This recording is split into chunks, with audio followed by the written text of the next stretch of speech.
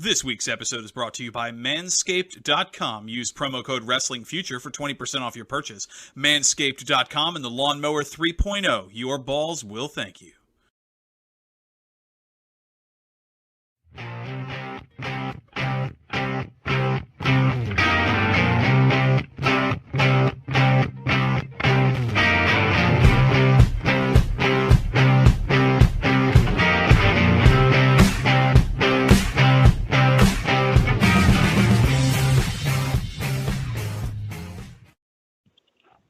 Hello, everybody. Welcome to an epic episode of Wrestling with the Future. We're going back to the territory. In fact, we're going back to the Southwest Territory. I'm Angelo DeCipio. Welcome to the show tonight. My co-host, as usual, the happy haberdasher, Dan the Man Sebastiano, the smartest guy in the room. Daniel, how you doing tonight? Great. Looking forward to this conversation. I mean, I'm going to tell you what. There are conversations, and then there are guys who can tell a story. We got two of the best in the business tonight. Yes, sir. And let me smarten you up a little bit. I know you're a young guy, and you tell everybody you're the smartest guy in the room, and we let you believe that for the most part. But there was once upon a time, Daniel, in wrestling lore, there was a territory called the Southwest Territory, run by a guy named Joe Blanchard. You might know his son, Tully Blanchard. But the guys who really made that territory cook, there were three of them. There was a guy named Eddy Mansfield, a cantankerous, cranky-looking baby face, if there ever was one. Never worked baby face a day in his life, but he was just like the boy next door. He was a good-looking cat. Still is a good-looking cat, in fact. Then you had this ugly old hombre of a cowboy who was a baby face, and well, you know, I heard that he couldn't tell the difference off and down between a horse and a mule, and once tried to side saddle a jackass. But we'll talk about that later. I think Eddy's got a story about that.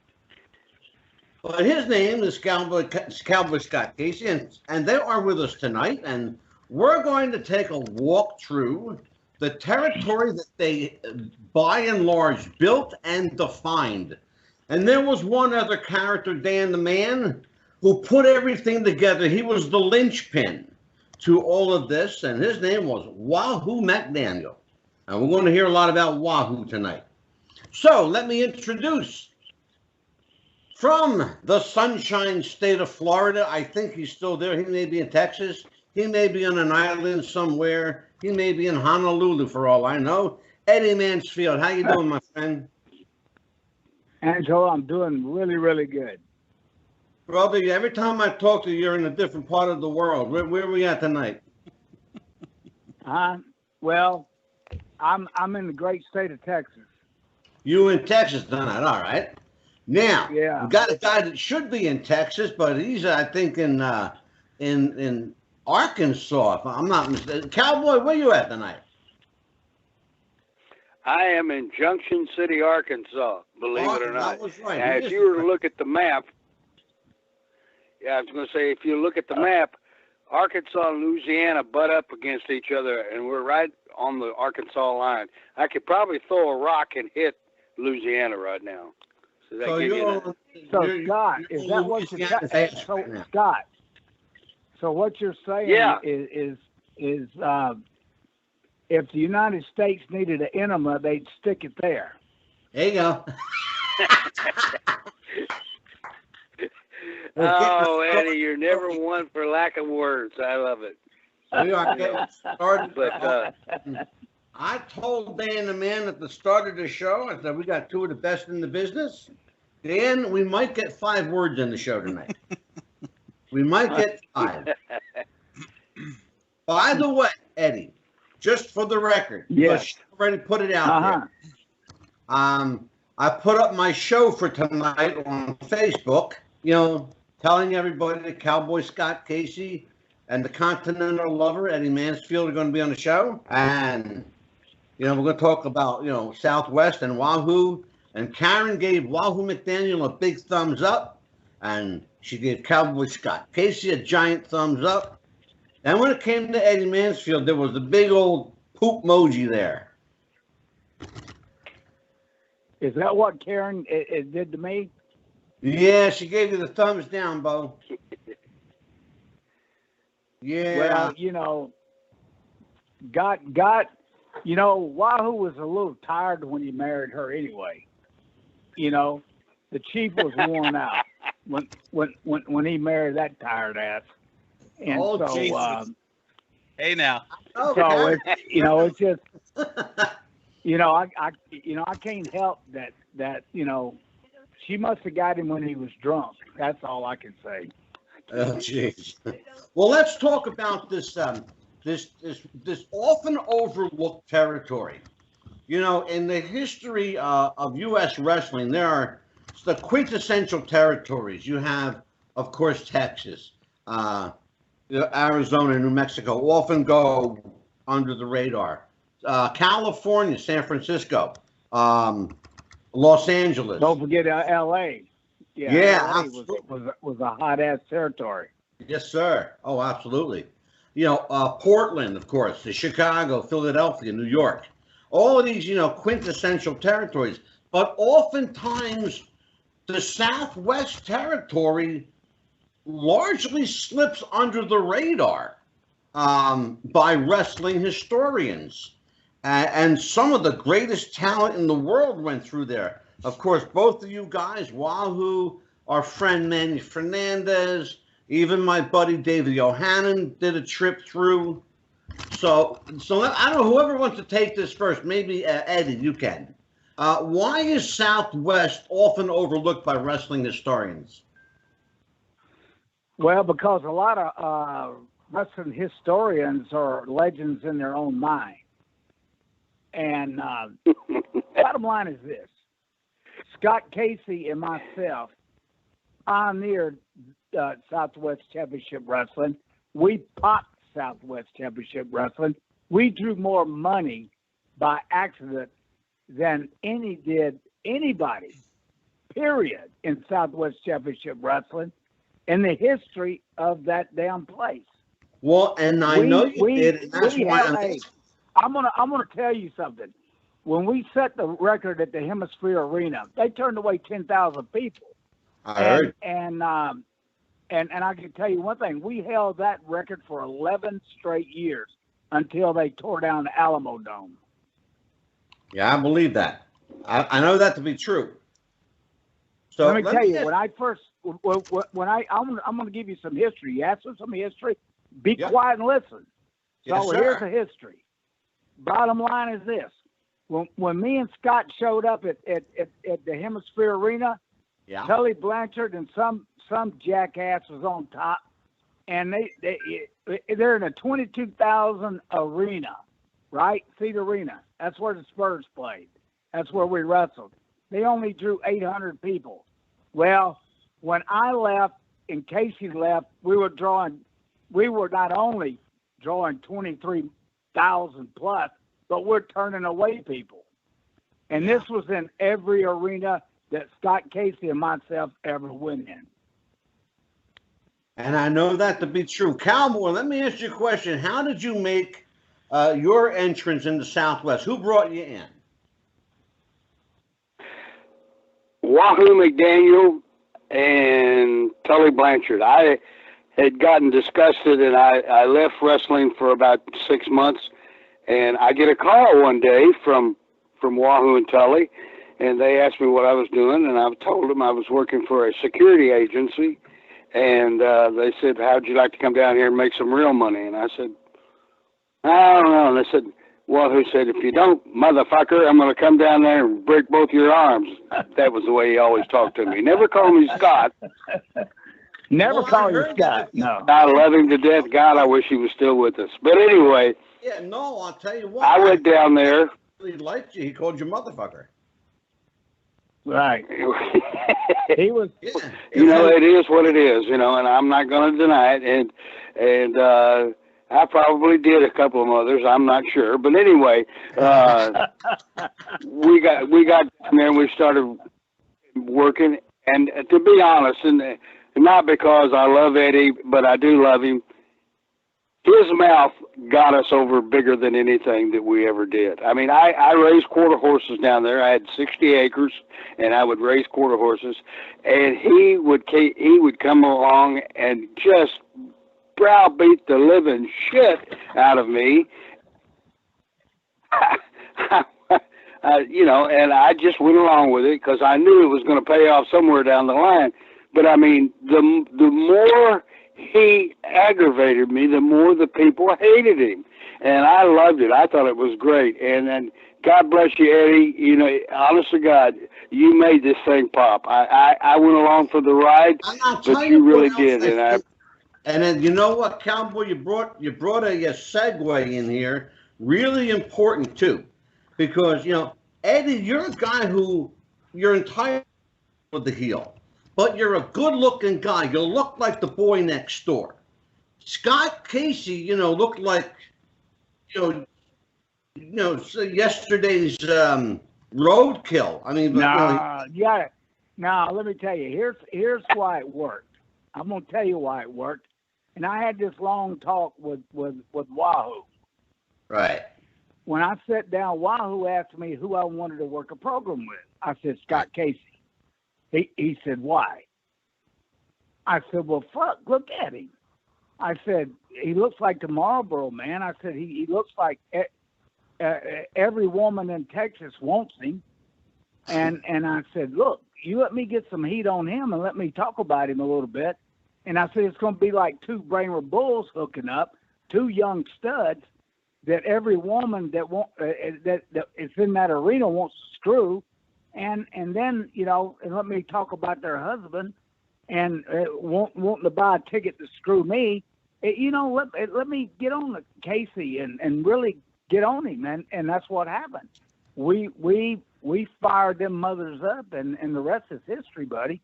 I mean, Scott Casey, I would have never, ever picked another guy to work a program with than him. I'm telling you, me and Scotty popped that. I love you, Eddie. I've never been popped. Yeah. And it's the truth. Well, you know, I've got to tell this story, and it's so funny. Wahoo had, it's about Wahoo, but it includes us too. Wahoo had this thing that if a little bit was good, then a whole bunch was great. Okay, you follow me there? Yes, sir. And I know where you're going with it. We would tape our television show every Tuesday night there in San Antonio, and it would just go on for hours, it seemed like. But anyway, we get through, we go to this place called the Diamond Gems. It was a bar, and they had this great big 9-foot-tall white polar bear there. And we would sit in there and drink, and Wahoo would get drunk and say, I'm going to scalp the bear, you know, because he's an Indian, right? So, right. After the TV show, we look around. Now, there's me, Wahoo, Tom Jones, and Mil Mascaras, all in Wahoo's big old black Cadillac. I look around, there's no Wahoo, there's no Cadillac. And I went, shit, what happened? Somebody said, oh, he left a while ago. He ran out the door. I said, ran out the door? We had someone, he and I were living in a condo, great place. Anyway, we drove up. Now, honest to God, this is the truth. God, if you strike me dead if I'm not telling you the truth on this. Drove up, the Cadillac's running, the door's open, the front door's open. I went, oh shit, something, maybe, I don't know what happened. So we walked in, there are 3 piles of white foam. And under these piles of white foam are shit. Folks, I'm sorry, but it's the truth. I hear the shower going. Well, maybe he had a problem. So I go into the shower, and you know, you get these glass showers, and this one, the water was probably up about 1.5 feet and rising, and there was about $300 in there, and I went, damn, but no Wahoo. So all of a sudden we hear this, oh, and then he goes, motherfucker, and I went, oh shit, that's my cue. So I walked into the bedroom. The 280-pound man, he's curled up like a ball underneath the bed. Now, how he got under there, I don't know. And he was dating a gal at the time, And I called her up, and she was a nurse. So she came running over there, and she said, "What'd you do?" "Oh, I wanted to lose some weight." Now, remember I said his theory was if a little bit's good, then a whole bunch is great. This crazy son of a bitch took, what was it, 2 LASIK shots. LASIK is a water shot, maybe, and a 6-pack of Phenament to eat to lose weight. Now, can you imagine anybody in their right mind? Well, that answers the question right there. But, I mean, here he was. He's like that. You like, I mean, he was so tightened up. I mean, it took us forever to get him back to normal, but that was the truth. And we heard. That's my story, and So anywho, now, let me ask you a question. You go to the promoter and you say, "I want Scott Casey. I want to work a program with him, and let's do this and let's do that." So what do you say? And how do you approach the Cowboy with this? Well, I talked to Wahoo. My deal, I cut a deal with Wahoo that comes from Atlanta down the Southwest. Right. And my deal was that I get a star maker every week. Then I get to do color commentary. Then I get to have an interview, and then I get to pick who I want to work a program with. Mm-hmm. And so me and Wahoo, we had a bet, and he said, "I bet you $1,000 you couldn't draw 2 dogs of goat shit with Scott Casey." I said, "Are you kidding me?" I said, "I'll take that bet all day long." And buddy, I shook his hand, and I took out his money too. And so I can tell you one thing: from a time that I tore that Cowboy hat up, and that was it. Game was on. Oh yeah. And I used to tell them Cowboys, I said, "Man, I've been in Texas. I hadn't seen a cowboy yet." I said, "Y'all John Travolta looking bunch of idiots." I said, and nanny goat riders and different stuff like that. And you gotta. That's what's missing today. They don't make it personal. Yeah. The people at home Absolutely. don't feel any personal acquaintance. It's like Scott. Scott would do interviews that made people love him, and then I'd turn around and do interviews that made them hate me, and I wanted them to hate me. Oh, absolutely. That's what I was. That was my job. That was your job, and that's what you got paid for. Go ahead, Dan and man. Hey, you know what I loved about all of this? When they were going to pay us off, Eddy held them up for more money, and I loved it. I thought it was great because I figured we were probably getting screwed out of some of it. But anyway, I'll never forget that. I looked at you, and you grinned real big. You said, "Ain't it grand?" And I went, "Oh, shit." But you got to do what you got to do to make your money, right? So, absolutely. And that's what we did. You got to hold. We held them up. That's right. Well, we had Larry Bisco on the other night. If you're gonna draw the bank, you at least need to get paid from the bank. Well, we had Larry Zabisco on the other night. He basically said the same thing. If we didn't work, we didn't eat. We had to work to eat. You're right. Yep. Yeah. Go ahead, Dan. Yeah, and a lot of times we worked and didn't eat. Why am I even here? Well, that's what we're trying to figure out. Oh. Well, let me ask you guys something. The Southwest had a lot of working relationships with some of the other, especially the AWA and some of the organizations around there. But you put on weekly shows, and if I remember correctly, it was USA Network. The one of the time slots that the WWF ended up taking over during their big territory killing expansion. I'm curious, with working every week in Southwest, did you guys travel back and forth as well into territories, or was it more of a permanent contract? Well, there's no such thing as contracts. Well, yeah, but what we did was back then, me and Wahoo were traveling a lot to Atlanta, because I come from Atlanta, and Ole Anderson killed the son of a bitch, so we had to go back in and try to help him to get it going again, and so Wahoo, two of the things I'm really proud of is what I did with Scott, and that the Indian and myself was the first two guys on 6:05 on a Saturday afternoon and at 10:30 on Sunday morning on national TV. We were the first two to ever do that. And a lot of people don't know that. And yeah, they certainly, the wrestling historians, the wrestling historians certainly wouldn't let my name be known. But it's okay. Well, I mean, correct me if I'm wrong. You know, the Southwest show on USA Network, was that not the first nationally broadcast wrestling territory show? I know there was a lot of local, but wasn't that the first? Yeah. Well, that and the Georgia Championship Wrestling it was. Mm-hmm. Yeah. You know, you had Turner. That goes lost on a lot of people, you guys. That goes lost on a lot of people. The fact that Southwest really was, for all intents and purposes, the first nationally syndicated wrestling show. Besides, absolutely, the Superstation WTBS Channel 17, that Ted Turner's network.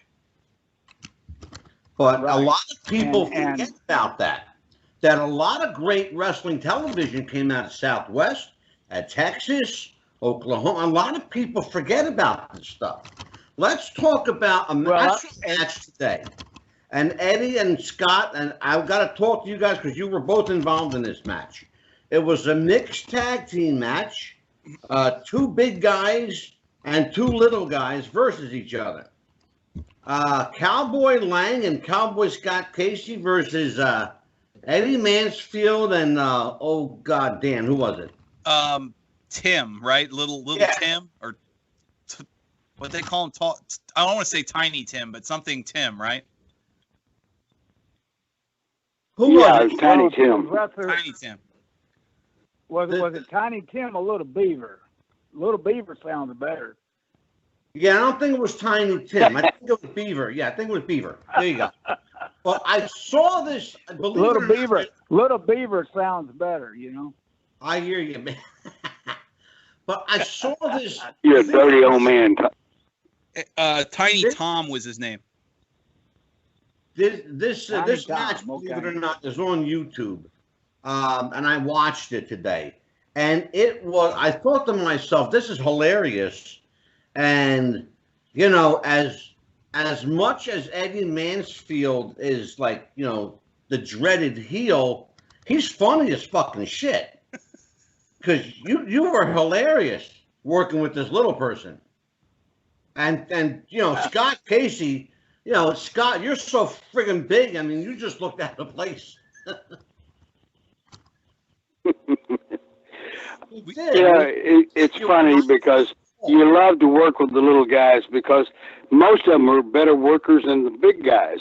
And I know Cowboy Lang, I can't remember, didn't he bite you in the butt, Eddie, or not? I'm trying to remember if he did. I'm thinking he did, but he did, in fact. A little ass up. Well, I'll tell you what. A little ass up and chunked him off the top rope too. Yeah, and I will tell you that he did, in fact, take a bite out of Eddy Mansfield's ass. Yes, he did. It's all on video. Well, a lot of women wanted to do that, you know. You're nuts. You guys, we talked a lot about you guys drawing money, you know. So let's talk about the money that you guys drew in an area that never knew what money looked like. And let's I mean, I hate to like put the shitter on anybody, but let's just be honest about it. Up until Wahoo took the book, Southwest was in trouble. And Eddie, you know it because you were there. You know, well, and you know, it's got, Tully. Let's just cut to the fucking chase now. The problem with Southwest Championship Wrestling was Tully Blanchard. And that's where. And the bottom line is that if he'd have left Wahoo alone and left Scotty alone, we would have kept drawing for another year and a half. And that's exactly where I'm going. No. And he had to be on top. So that's when I told Wahoo, Scotty, you need to put Gino and that Tully together, because Tully always needed to sleep with a belt. He always had to have a belt to sleep with. Yeah. And Scott will tell you that. And I know that to be true. And he tried to give me the Southwest belt. I looked at the chief. I said, "Hey, wow, I don't want no damn belt. I don't need a belt. Scott doesn't need a belt to draw money. We're selling it everywhere. We don't need a belt for what?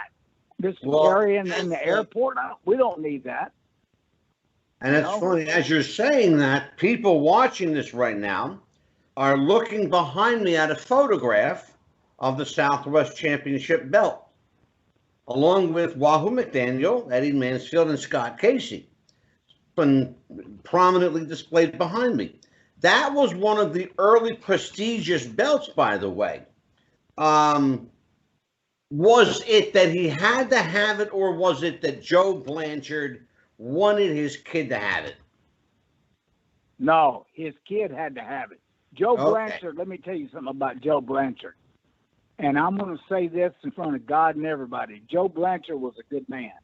All right. He had a good heart, and he paid Scott and myself good. It was his son that was the whole problem. That's how come we lost. It's like I said in my book. Go ahead, Scott. Go ahead, Scott. I just said that in my book, I talk about Tully. I mean, now Tully's an old man like me, and he's a preacher, but back then he was a prick. And I told him that one time. He thought he could get over with everybody because he was the promoter's son. No, that don't work. Not when you've been in the business as long as we had. And but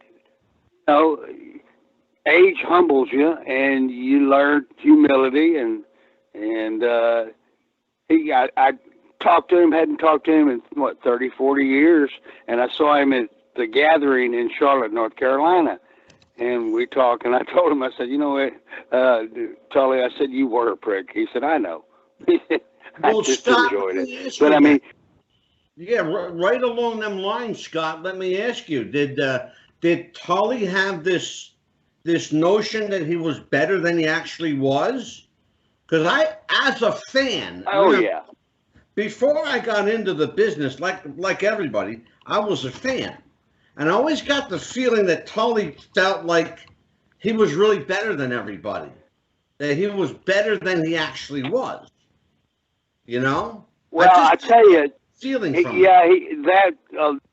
lines, you're right. He probably did. The thing about Tully was, and a lot of people don't know it, he was a hell of a football player. He was a quarterback. And he even had Roger Staubach training him up in Dallas. He would go up there and work with Roger. And then he got into a car accident and tore his lat muscle on the right side, and he was right-handed. And they ended his football career. Well, maybe that made him want to go sour. I don't know. But, I mean, he just I know that story about his... Sure, but... Yeah, that's by the way, documented, too. He had a promising football career that was cut short really quickly too. Go ahead, Dan the Man. Well, let me tell you the truth about this. Tully Blanchard, the only school that would give him a damn scholarship was West Texas. All right. Yes. If he was so highly touted, why would West Texas want the son of a bitch? He led West Texas in the most interceptions in history. And you know who the scholarship was granted to him by? Scott, did you know this? You know no. who gave him the scholarship to West Texas? Was the Funk Scholarship. No, who? Yeah, Terry Funk Dory and Terry? And Senior. that Funk Scholarship up at West Texas. We did. I don't know if they still have it now, but that's how he got the damn college scholarship. And what was the guy from the Eagles that was down there that was his name Richard? What was his name? He used to play tight end for the Osborne. Richard Osborne. Osborne. Oh, Richard. Yeah, and so we were in there, HT and Wahoo, myself. We were in Turtle Creek, at the golf club. And Richard looked at me and he said, "That Tully Blanchard's not worth a shit. He couldn't. He wasn't worth a shit as a quarterback, and he's not worth a shit as a wrestler." And he said he threw the most interceptions in the history of West Texas. And he said, and that's hard to do because they don't play anybody. And I said, "You got to be kidding me." Oh, shit. And so boy. I looked at Richard. And I said, "Oh, Lord." And he said, "He's horrible. He's just pitiful." And so, but Richard, he went on, to be he was the first guy to do a 7-Up commercial for the Eagles. He was a tight end, and he got stuck in his eye and he got double vision, and it cost him his career. He was a good guy though, Richard Osborne. He was really a good guy. Yeah, Crazy son of a gun, but he was a good one. I'll never forget what he told me. I like to die. Well, let me It's kind of hard. Let me jump in here real quick. You were talking about Tully having the be with the belt and everything, and I know if I remember correctly, he was something like a 9 or 10-time champion. Yeah, I don't like I don't like that. Waste too much time talking about Tully. Well, no, that's why I was transitioning to this question. With some of the other. Obviously, with him being forced to dominate the scene, was there discussions among like a lower card title? I know you guys had a version of a television championship and some other things, and obviously, you both had success with in the tag division. Was there talks of doing more undercard since the main event scene was kind of monopolized? Well, let me tell you, he tried to put himself on top. And Scott Casey and myself were drawing all the houses. And finally, the shit didn't work any longer. Because I went to Wahoo and I said, "Hey, this is bullshit. This is not, we're drawing all the houses, Wahoo. How come all you wasn't drawing all this before Scott and me? You had the same damn people." Let me me and Scott, we were main eventers, buddy. We popped Southwest Championship Wrestling. We put it on the map, or it wouldn't have ever been on the map. Period. Completely fair. And the fact that if you say do a YouTube search or an independent search on Southwest Championship Wrestling, probably 8 of the first 10 sites are some segment featuring you, one of you, two, or both of you, which. I want to follow up something Angelo brought up because I know we had talked about it last time with the tag match, the mixed tag match you had with the shorter gentleman. There's a lot of gimmicky stuff. Like at what point was there any point where you guys were constantly, a weekly, monthly involved in angles and gimmicks and interfering in each other's bits and maybe some side matches where the other had to get involved? Was there ever a point where you felt like your long-term rivalry was getting stale, or did you keep coming up with new things and it just worked everything you did? Well, they just kept coming up with things to do, I can tell you like this. We had to work our ass off to get the people to come back. And we did it, and they came back, and it's like, this is my own personal opinion, nowadays, like we would start out, tell a story, and do the match, and have a pop, and boom, somebody win. Nowadays, they go out there and they start at 100 miles an hour and work their way up to 500 miles an hour. And I don't understand it. And evidently it pays off because the guys are getting exorbitant money. But, and it's not jealousy. God bless them. I hope they make it. But it just didn't, we were trained and taught a different way. It was a different time in wrestling, and we had to work our ass off to make it, but we did, and you enjoyed it. But like you said, every week, like Wahoo and Tully and me and Eddy would sit down and we go over angles. Well, it's kind of like a pyramid. It's wide at the bottom and starts up to the top, and we had to make it work. And we had to. We worked our ass off to do it. We did a lot of blood, a lot of you name it, and we had to work hard for it. Stabbing my happy. I just think stabbing my happy ass. You didn't mind. And I want to tell somebody. Scott Casey, when we were doing the hair versus hair stuff, it was really cool. We probably had the first scissors match, on a pole that I can remember of in wrestling. Could you remember of another scissors match? It was, in fact, the first. That's a fact. That was the first one. But one thing about it, people didn't understand that Scott Casey can cut hair. And Scott cut my hair. I did men and women's. Nice. I had a special on Wednesdays for the ladies. I did. Yeah, he's a hell of a Go ahead. He is. So let me ask I you, guarantee Scott, one thing. But hey, let me finish my story before I was really interrupted. And so, that's okay. Bottom line is this. Because I'm going to really interrupt you some more. I'd get that damn Scott. I'd do the old sheet gimmick. I'd get that damn scissors off that pole, and then boom, Scotty would hit me in the gut, and boom, the damn scissors fly up. He'd grab them, and then he'd grab my hair, but he could cut my hair so clean, boom, and he knew how to cut it, and he could throw it up in the air, and you would swear on your mother's eyes that he cut half my hair off. And that's the kind of stuff that we could do that a lot of people couldn't do. Oh, absolutely. And that's what made people believe in us. And it's like Shawn Michaels said at the Cauliflower Alley Club. And he said it to Scott because I don't go. I don't attend them. But he said to Scott that was the third best matches he's ever seen in his whole career. And professional wrestling was a hair versus hair with Scott and myself. And that's quite a accomplishment. It sure is. As a matter of fact, that we actually reached out to the WWE to get a word from Shawn Michaels. We have not heard back. In fact, I told Scott about that. Even to the point where I called the center.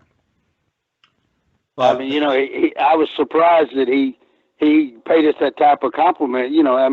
Shawn had just been in the business for less than a year, maybe, when he saw that, and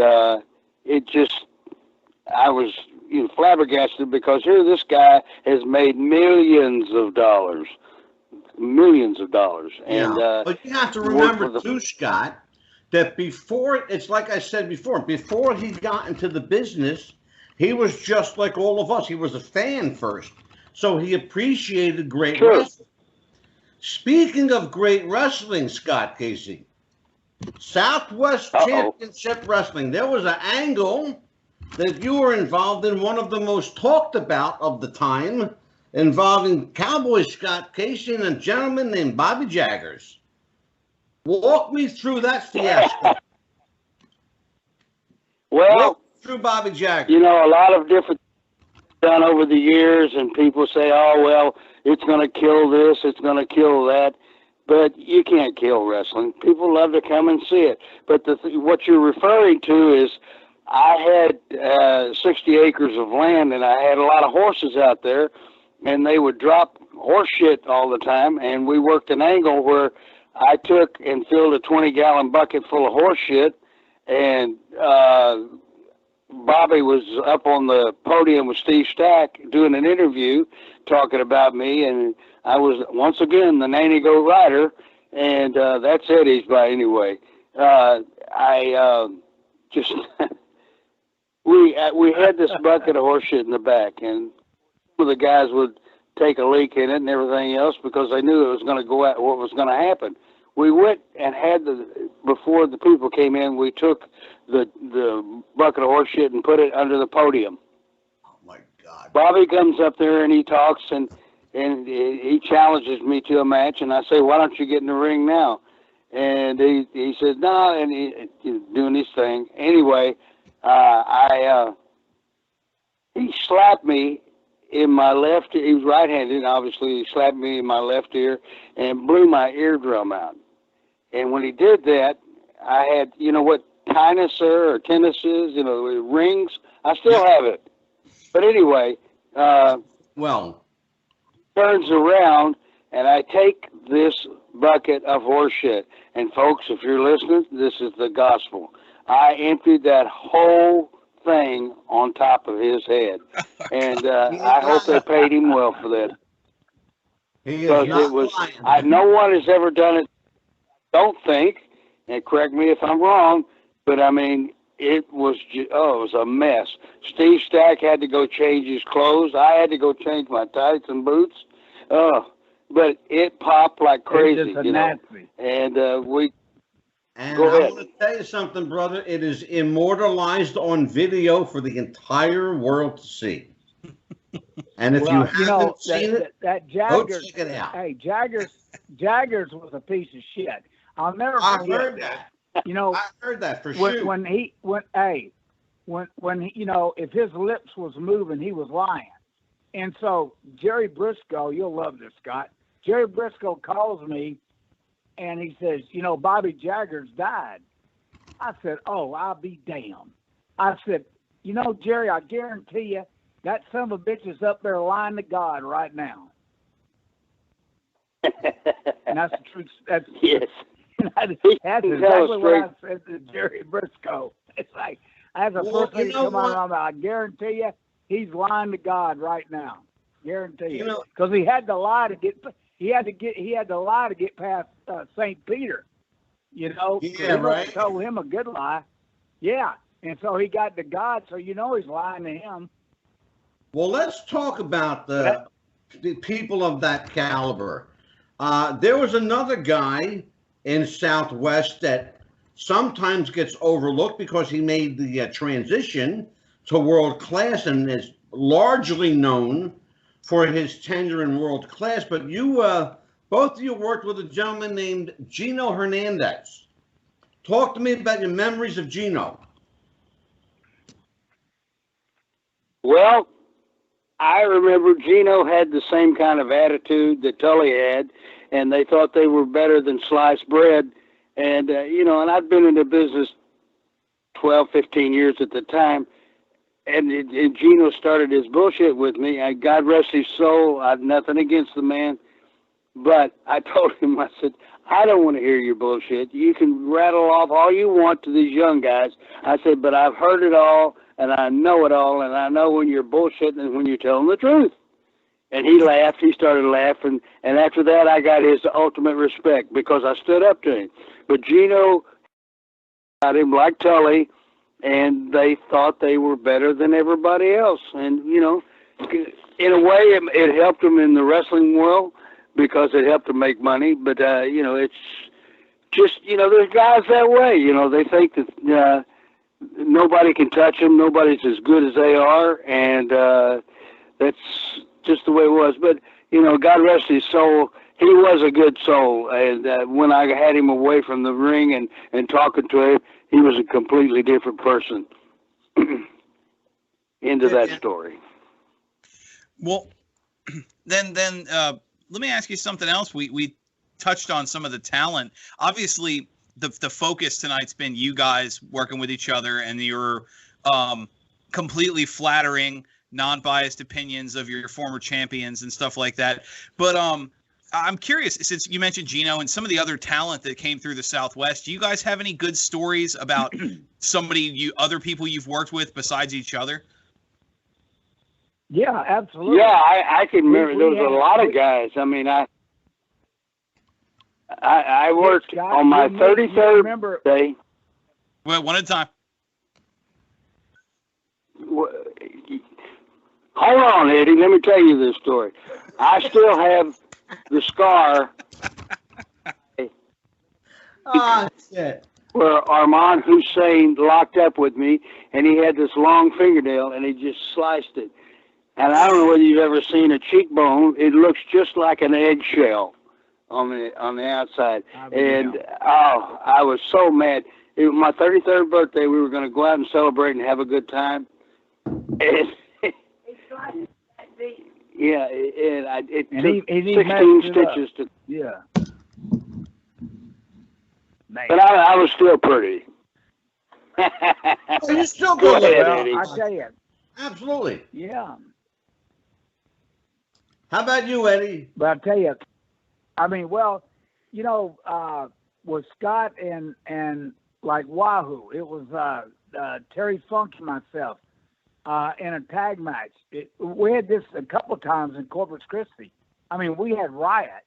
I mean, people don't even know what riots are anymore. We had riots back then, and shit, we'd have to fight our way back to the damn dressing room, and it was unbelievable. And I'll never forget that night. I think I grabbed you in a headlock and ran you back to the dressing room one time, Eddie, because of the riots. I'm not sure it comes to mind. Yeah, you had to get my ass out of there. I said, shit, that's my payday they're trying to kill out there. yeah, that's it. And so, and I told Terry, don't you turn around and yell at them. Let's keep moving. You know, they're throwing belt buckles and everything else at her. He turned around. He said, you stinking, rotten Mexican. About that time, boom. He got stuck right in the throat with a knife. And he looked at me and he said, that son of a bitch stabbed me. I said, well, I told you not to stop. And he says, let's go. I said, now you want to go. Okay. So we got back. But that's Terry. And I'll never forget this, Scott, and I don't know if I ever told you this. The night we drew that big house and we set the record in San Antonio, Funk Jr. and Terry came over to me. I was lacing my boot up. And they looked at me and he said, hey, I just want to tell you, you and Scott Casey drew this house. None of us in here drew this house. You and Scott Casey drew this house. We were all here before. You know what got me? Right underneath us, they had a 6-man tag match. I mean, 3 on each side. Everybody had to get in there to get the money, but I'm glad you held them up. Exactly. So you guys, so Joe Blanchard starts this group somewhere around 77, 78, right? Around 1978. And so what, Southwest Wrestling? Yeah, Southwest. I was earlier than that. It was probably around 72, 73. Was it I really? think, because I was down there for 8 or 9 years. Oh, okay. Is that about right, Eddie? About 72, because I'm thinking 77, 78. Yeah, but I wasn't in. I didn't come around there till late. You know what I mean? And yeah. And he by that time he got his stuff together, got TV and really got, you know, it got Wahoo in there, got Scotty in there, got, you know, he had Pusky in there and started getting some talent in there. And that's exactly where I'm going with it. Yep. Eddie, Eddie, stay with me on this too, because that's a perfect segue. And I'm glad, Scott, you said that it was earlier than that, because as far back as I go with Southwest is 77, 78 when I discovered it. But I know that it was a rapid ride to stardom with Southwest, because the company as a company and as an entity, it pretty well only lasted till about 1985 or 86. Am I right? And then that's when the cocaine run out. Yeah, and then cocaine run out. I was going to ask you, because I heard no, and he's actually, believe it or not, he's got some validity to that. Because I heard what the problem was that a lot of drugs were going through that area. A lot.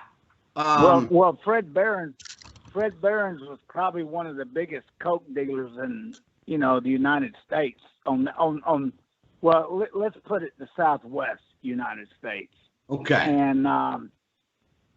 And he had you know, have you ever known a guy that could sell cars, you know, not own the thing, and have a ranch out there in Bernie, Texas? You remember that ranch, Scott? And I took my horse out there and rode him to the front door of his house.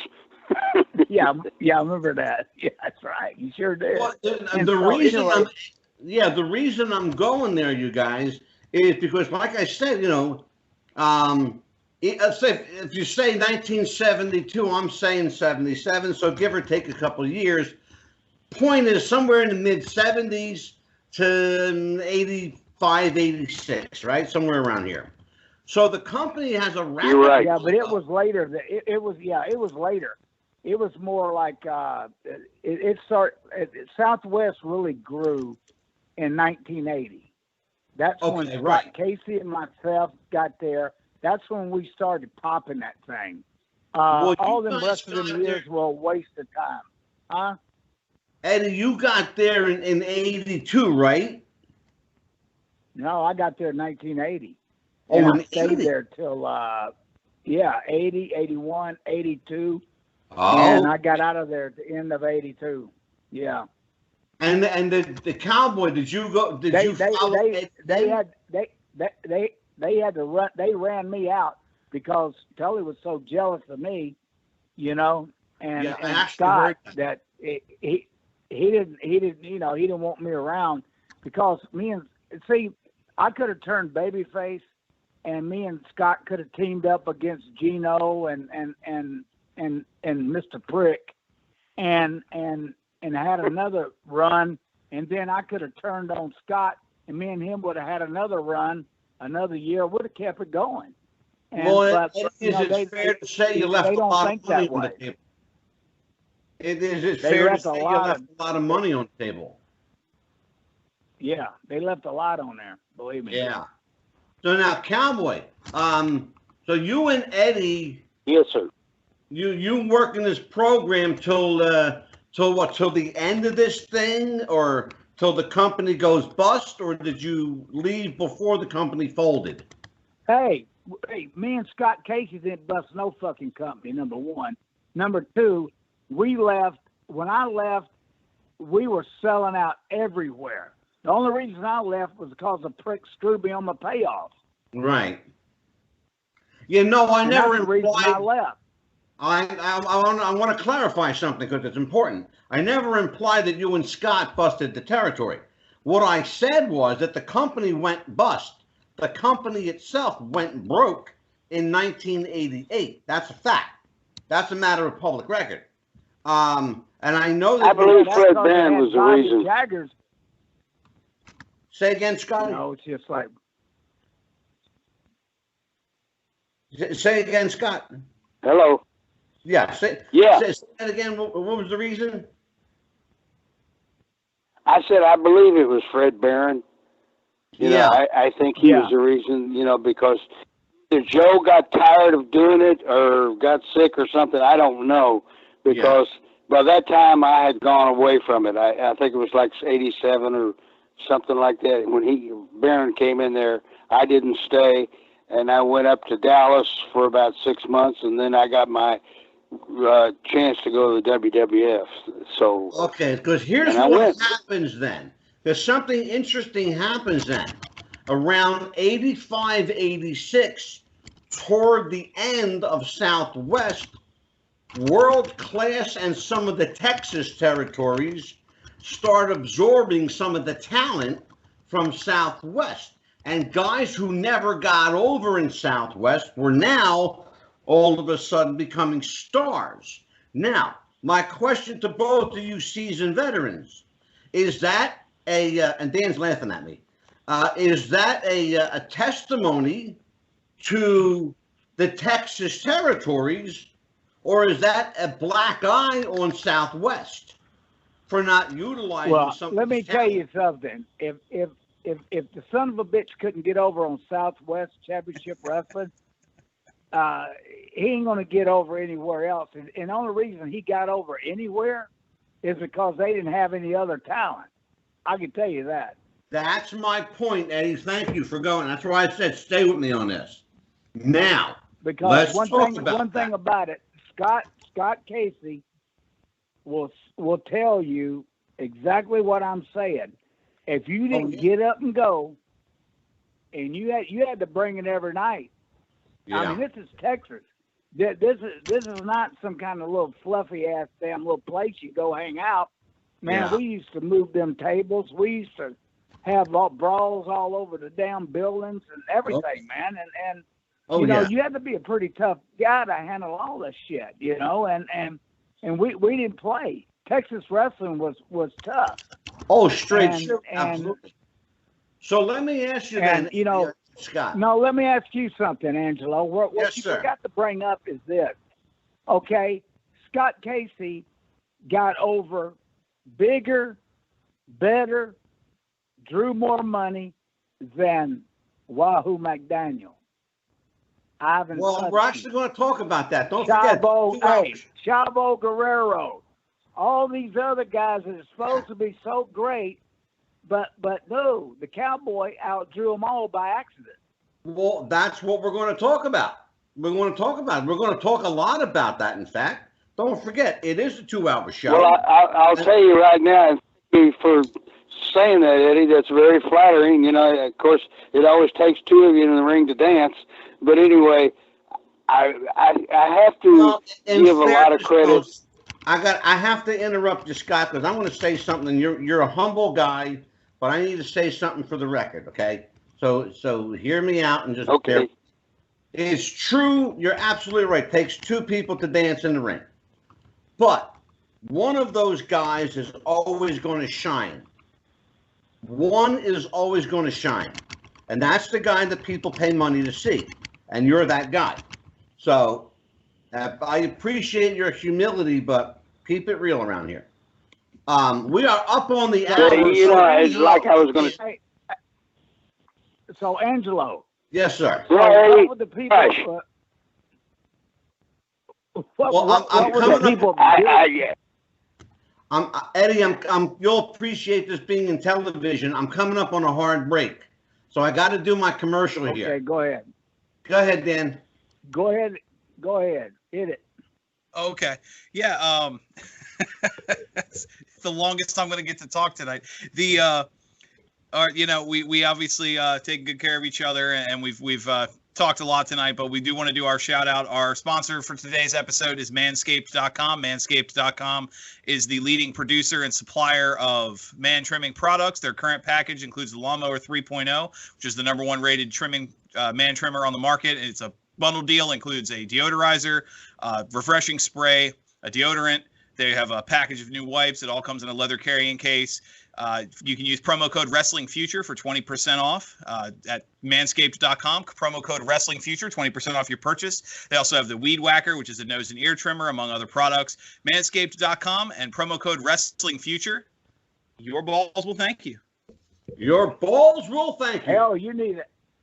Hey, you need to send that to Bret Hart.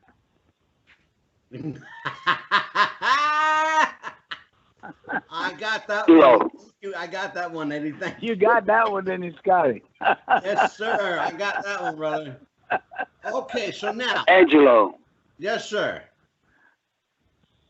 Yes, Scott. I was trying to say before the mouth on that other end has gotten weight again. Hold on, Eddie. I love you.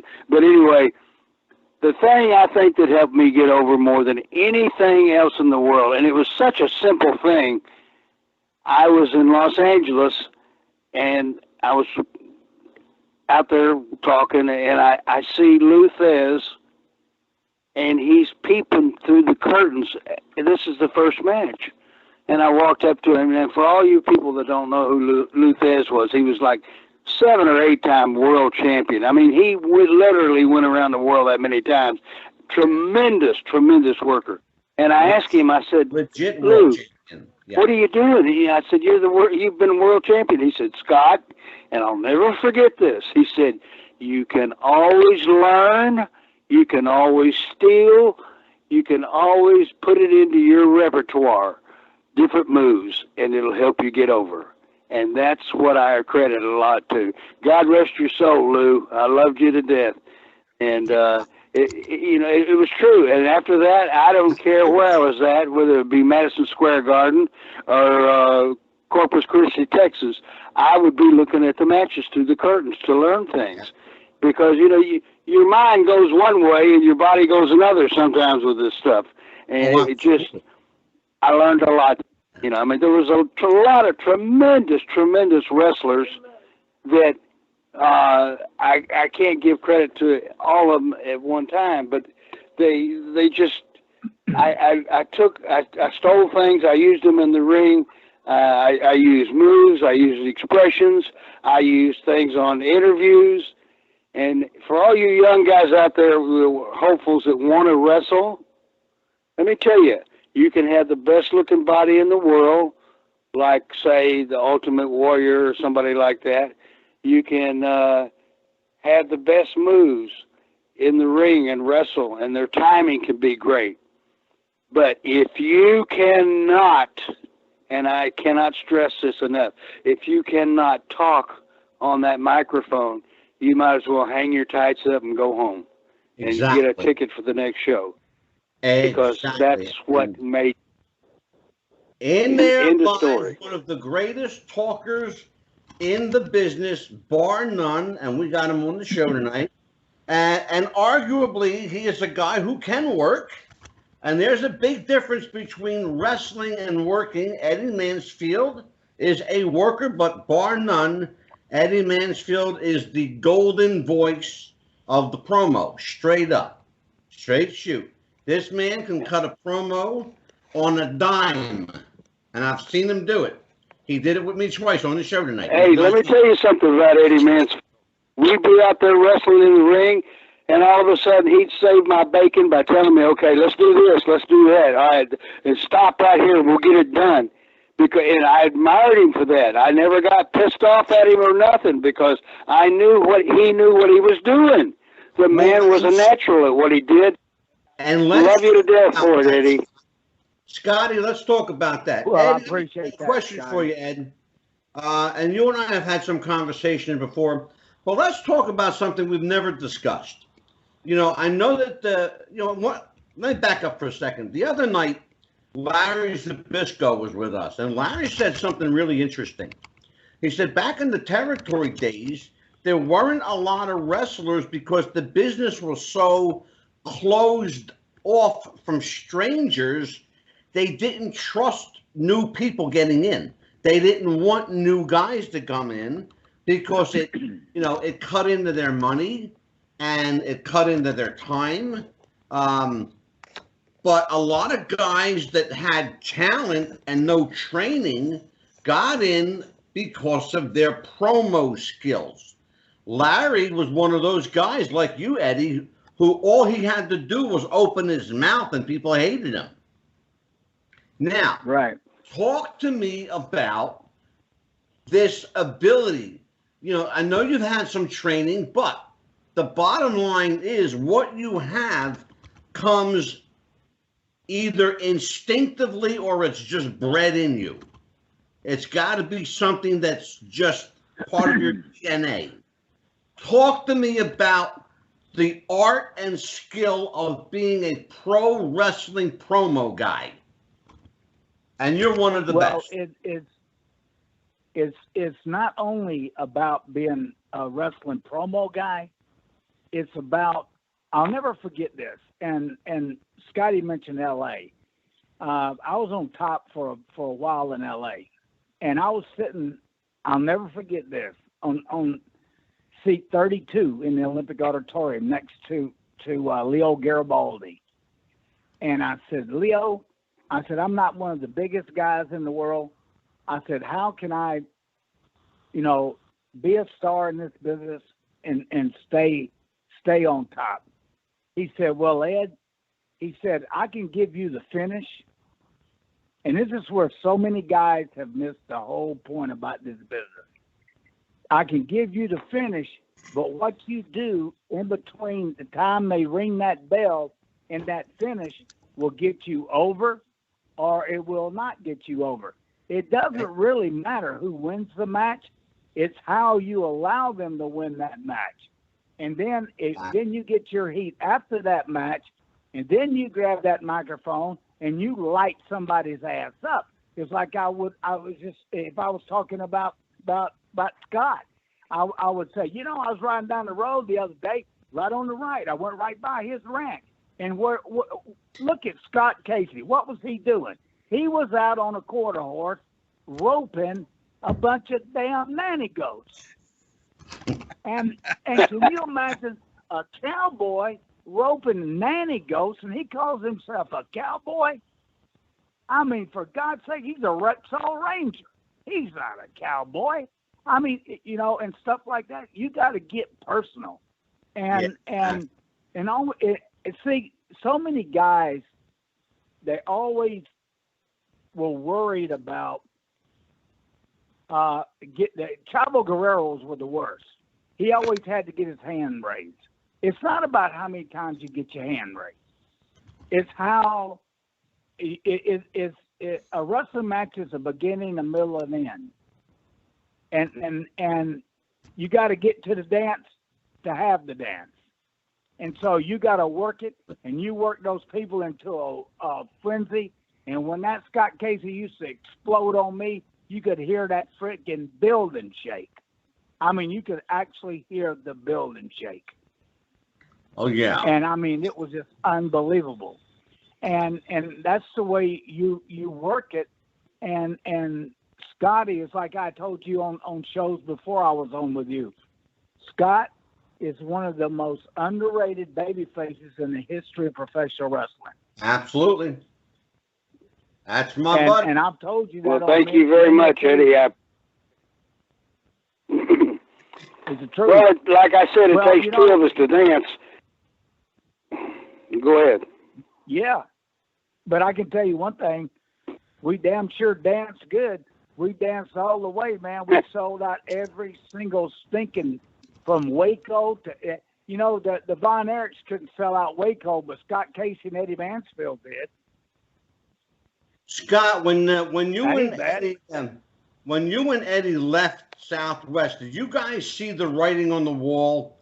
Did you know that your time was up there? And how important? I certainly did. I think so. I certainly did, Angelo. I certainly did when I saw my fucking paycheck. Well, I was going to talk to you about that. Because is there such a thing as like overstaying your welcome, especially when you're not getting your money's worth? Well, how can you overstay? I think it is when you're drawing. When me You're and right. Scotty are drawing bigger houses than anybody, how can we overstay our welcome? Well, no, it was jealousy. My point was, I know pure jealousy. Well, I know some of the problems there were financially related. I know this because guys who weren't worth it were getting more than they should have. You had, for lack of Angelo, let me explain this to you. Yes, sir. Okay, Scott and myself would go in and sell out whether it's Corpus Christi or San Angelo or Laredo, Texas, wherever it was. Right. Do you realize that Tully Blanchard wasn't even on the card and he got the same main event money that we did? Do you think that's fair? And that's exactly what I just said. That's exactly what I just said. That's the point I'm trying to make. There were a lot of guys in that territory who sucked it dry financially. So for you, Eddie, when did you realize, was that the point? Was you knowing that you weren't getting your money, it was time for you to go? How about you, Scott? Was it the same thing? Well, do you want me to answer or do you want Scott to answer? Well, I want Scott to answer that last part. Go ahead, Eddie. No, Scott, I was asking you. I learned from when it was time for me to go, from when they let Wahoo go, Scott and myself was Wahoo's guys, and then they brought in Buck Robley, and Buck had, and I'm a friend of Buck's. you know, the Buck was a good booker, and he would want me to ride with him, and I always rib him. Scott, I'd say, yeah, you must think I'm a damn idiot, Buck. You just trying to get a rub off me. That's all you doing. You just try, you know. But one thing about it, Buck made sure I got my money before I left. Yeah. And that's one thing about Buck Roby. He always stood up for the guys, and he always said to me about Scott, he says, you guys made this territory. And he said, I hate to see you leave. I said, well, what else would you like me to do? I said, they're trying to run me out the damn door. Yeah. It's a shame. Cowboy, how about you? That old saying, money talks and bullshit walks. And that's what happened finally. True, you know, you can see the writing on the wall, you know, and if they want to go a different direction, they've got different bookers in there, let them try to do it. Let them see if they can make the moves and make the money that we drew for them. I don't think they could. You know, it's just sad but true. Did. You know, it can be a cutthroat business, and we all know that. And it's just like after I left Southwest Wrestling, I went up to New York. The very first match I had, I put somebody over, and I said, "Well, this ain't gonna last long." I stayed there for almost 3 years, but they never used me, so I knew the writing was on the wall. It's just like down in Texas, the writing was on the wall. It was time to go, and I did. Well, let me ask you. You were talking about, obviously it's come up a lot tonight about the draw and bringing in the tickets and the venues and all, or selling out the venues. That's something I wanted to focus on. Is Southwest was famous for some of their venues. I mean, obviously, you know, we talked where you guys play in San Antonio. Do you have any? Can you kind of just touch on some of the big venues you guys played? Because the history of some of the buildings are so tied to wrestling before they were tied to, say, basketball or some of what they're known for now. You want to go first? If you're talking to me, I'm not really following you. What you mean by the venues? I mean, do you want to know what we did in the ring, or the money we made, or no? The buildings. What Dan is asking is, talk about some of the famous wrestling buildings in Southwest and Texas, in that area. Oh, okay. Well, obviously you had San Antonio. We didn't do Dallas because Fritz had that. Right. Corpus Christi. There weren't that many big places. There was like I'm trying to remember. Waco. Trying to remember some of the other. Waco, yeah, Waco. Brownsville, was a hard place to sell out, but Eddie and I did. We sold it out, but it was the Heritage. Yeah, Brownsville, Laredo. Jesus, I mean, you thought. Didn't we sell out Abilene too, Scott? Didn't they put us on that Abilene tour? Yeah, we did. And what's his name? Sweetan, the lawman. That was his promotion down there, and we sold it out. He was grinning so hard. He said, "I never thought I'd see this," but we did. We got it done. Yeah, we did. Absolutely. Did either of you guys? It's just a lot of hard work. Well, have either of you guys worked one of the most famous buildings in the area, the Dallas Sportatorium? I know Dallas belonged to Fritz, but, you know, a lot of people went in and out of the Sportatorium. Yeah, we both worked that, but, you know, that was a real shithole. Well, Dan, talk to Eddie about the shithole called the Sportatorium. Well, yeah, you know, it's funny. You're not the first person who's mentioned that. I'm curious if you have a specific story. Shithole. Yeah, I'm curious if you have a specific story that soured you on it, or was it just constant crap that you had to deal with being there? I'm not soured on any building. It wasn't. It's just, you know, that's you know, until Scott and myself started going into big arenas, and then the New York guys were going into big arenas. Southwest Championship Wrestling was one of the first promotions to go in big buildings, and that's what people don't understand. We were one of the first to go in the big buildings, and we wasn't just wrestling in little shitholes like the rest of the promotions were, because they wanted to steal all the money. Well, but then you had Reunion Hall, you had Reunion, you know, in Dallas, and we had the Hemisphere in San Antonio, and so I mean we could go neck and neck with anybody. Well, and let me tell you something. I'll put our crew up against anybody, anytime, anywhere. They can bring it. And Southwest Championship Wrestling was, hey, when Scotty and me were on top, there wasn't any better. We did the job. You talk arenas. Let me ask you something. The Southwest filmed at a place in San Antonio called The Junction.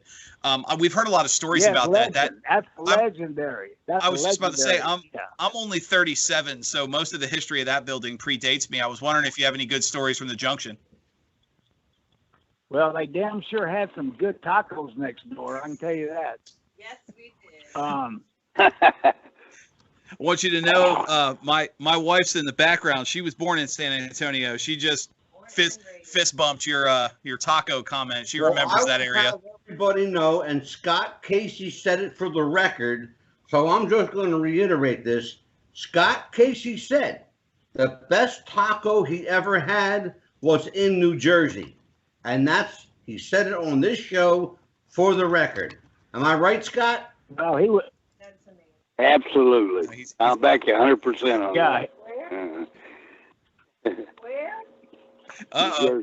Well, you know, you got to understand the Cowboy has a tendency to get drunk every now and then, and so a little bit.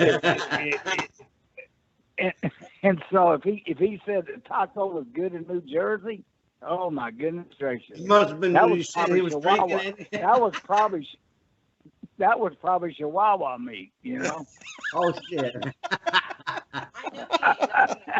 No, he's talking about the Jersey tacos. That's funny. Well, let me ask had fajita. Hey, you know, hey guys, go ahead. San Antonio is known for the puffy taco. There's a difference. Puffy. You get it? Puffy taco? Oh, you never had a puffy taco? They're called meat. I don't know if Meat Tierras is still there or not, but it had the damnedest food I ever ate. Meat Tierras. Oh, I love Meat Tierras right across from the Alamo. Meat Tierras was the best food. Oh my goodness, and I think they're still there, Scott. Man, was that good. Meat Tierras was the best. San Antonio was a great town. It really was. Let me ask you, as we wrap up, then to finish on a fun note. You guys talked a lot about traveling. The final question for both of you, then, for the years and experience you spent on the road, where's the best food you've ever had traveling on the road? Best food? Yeah, just period. Probably down there in Texas. You know, if you like Mexican food, and I loved it. You know, I mean, hell, I grew up on it. But that Meat Tierras is one of them. It's called Paisanos. And it's just. And also there was a place called Paisanos. It was a Italian restaurant down there. That's unbelievable. I don't know whether it's still there or not, but hell, I hadn't been back in years. Yeah, but boy, they had some food down in San Antonio. If you can't get good food in San Antonio, it's your own fault. I mean, they got such it's a culture. It's a culture down there, you know, with food. It's really, really cool stuff, you know? Yeah. And anytime your girlfriend, you know, anytime your girlfriend's mad at you, Angelo, just take her down to San Antonio and she'll get happy. I'll have to ask my wife's permission first. I got to ask my wife's permission to take my girlfriend. Oh, shit. Well, that's where... Be on your watch shit list for showing you that. Be an ex-wife. I traveled to San Antonio without her. You guys are incorrigible. I love you. Well, I'll tell you what, Eddie, Scotty, thank you so much for joining us. I'm going to say goodnight to both of you. Eddie, where can people reach you? Hey, you be sure, everybody that's listening, you need to buy Cowboy Scott Casey's book. Because let me tell you something. Scott Casey is one of the best guys in the whole wide world. And I tell you what, me and that cowboy made more money by accident than most people did by trying. And you need to support his book. Lying either. Right. Well, Eddie, I love you for that. And Angela, once you cut off, I'll hold on because I wanted to ask. Yes, sir. Okay. Angela, when you get through with this, hold on so I can ask you something, okay? Yes, sir. All right. You guys, go ahead. Thank you for having us. Thank you so much for having us, Angelo. And Dan, you just talk too damn much. too much. I got 10 words in with you two. I'm telling you what. I told Dan you might get 5 words in the night. Right? Apparently 10 words too many. You need many. to understand something, Dan. When you got two guys that can talk on the same show, you're lucky if you get 2 words in. I had to have him do my commercial at least. Right?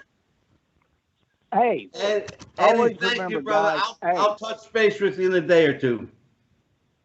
Hey, you guys take care, and thanks so much for having me on and Scotty on, and be sure to plug his book and all the Southwest Championship Wrestling fans. Please buy his book because it's a hell of a book, and he's a hell of a guy. Thank you guys so much. Have a good night. Thanks, Eddie. Take care. Good night. Eddie Mansfield, everybody. All right, Scotty, you're still with me, right? Yeah, I'm still here. All right, there we go. Okay, so I need to ask you something. Yes, sir. Yeah, a female wrestler by the name of Candy Divine called me, and she said, "How do I get podcast internet on my phone?" Oh, Wrestling with the Future. I have no idea what that means. Sure. Excuse me, what? I will take care of Candy Divine. Not a problem. I will send all the links to you. Okay, I appreciate it. It's been a lot of fun, and I'll do it for you anytime. You get in a bind, give me a holler. I'll be glad to help you. Oh, right? I know, and I want everybody to know that I am promoting your book right behind me. It's called One Last Ride, The Tales of Cowboy Scott Casey, co-authored by Nick Massey. He's a buddy. He's been on the show with Scott. Get the book. It is available everywhere books are available on Amazon, Dalton Bookseller, Barnes & Noble. You can get it everywhere. So get Scott Casey. What's it, like $20, Scotty? Just depends. If you're going through the mail, it's $37.50. If you're not, it's $30. $30. Okay, I was not sure if it was $20. Okay.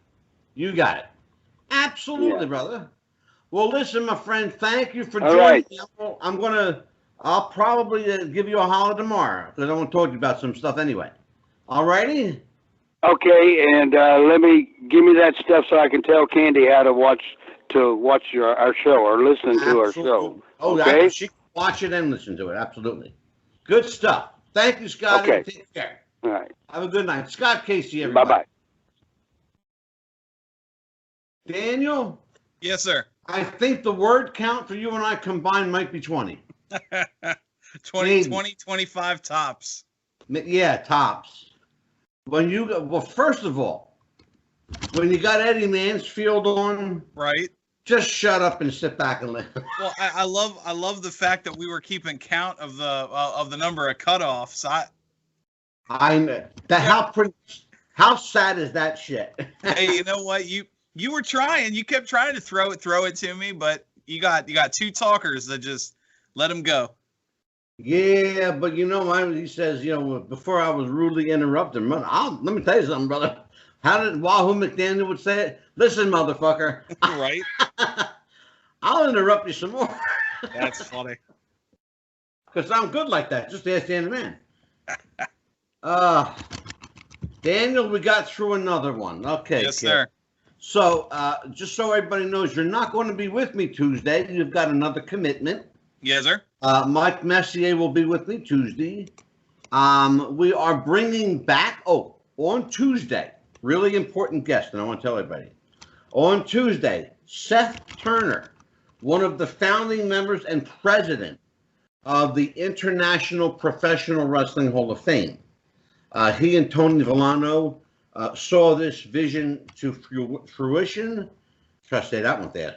And Seth is the young buck that took control of this thing, and he's a guy that's got a lot of wrestling knowledge and history into him. Right. Fairly young man, but he's steeped in wrestling history. He really loves his wrestling. And correct me if I'm wrong. That he was the one you posted the link to where they had just recently acquired Bruno's original belt, right? Exactly right. Yes, they did acquire it for their museum.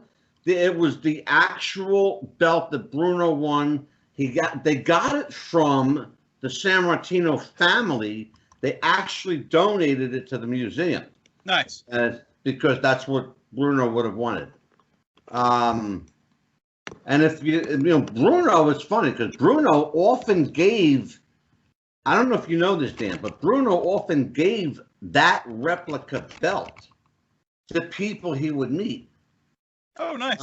You can. He actually gave one to Bruno Mars, who he's named after. Bruno Mars is named after Bruno Sammartino. Bruno Mars' dad was a wrestling fan. Of course. And he was a Bruno fan. So he named Bruno Mars Bruno after Bruno Sammartino. That's great. Bruno often give that belt. But yeah, Seth acquired that from the family. He's also got some breaking news he wants to share with us, and we may be breaking some news of our own on that day with regards to this podcast, and we're just going to keep mums on that for a little bit. But let me tell you who's coming up. Again, Seth Turner next week on the 24th. We have with us on December the 1st the return of Nick Christopher.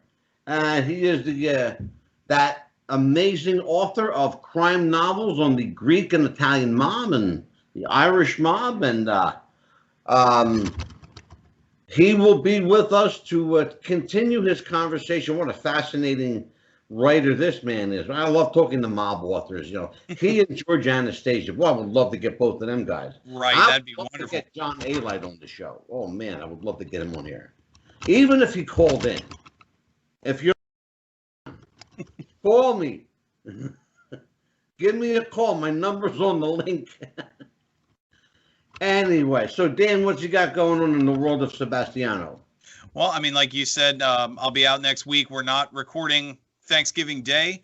We'll be back on the 1st. We have a lot of stuff about some recurring guests and some new faces that are coming back. And then we could finish up the month, and then, finish up the year, and then bright and early January, we'll be back with a new coat of paint and ready to go. Oh boy, we got a brand new coat of paint. Yeah. Well, December will be an abbreviated month, of course, because of Christmas and the holidays. We'll probably we may do a total of 4 shows for December, maybe. We will stop recording. The last show before Christmas will be that Tuesday. And of course, the first show for the new year will be the first Tuesday of 2021. And so it's real easy to remember. Right. So we don't do any show on Christmas. We never do a show on Christmas Eve or Christmas Day or New Year's Eve and New Year's Day. That's reserved for family and friends and getting right with whoever your God is. But with me, I'll be spending time with family and getting fat and eating whatever my wife decides to cook. And so, for Dan the Man, For myself, Angelo DeCipio, thank you for joining us on Wrestling with the Future. Happy wrestling, everybody, and we'll see you next time, and take care. Bye-bye.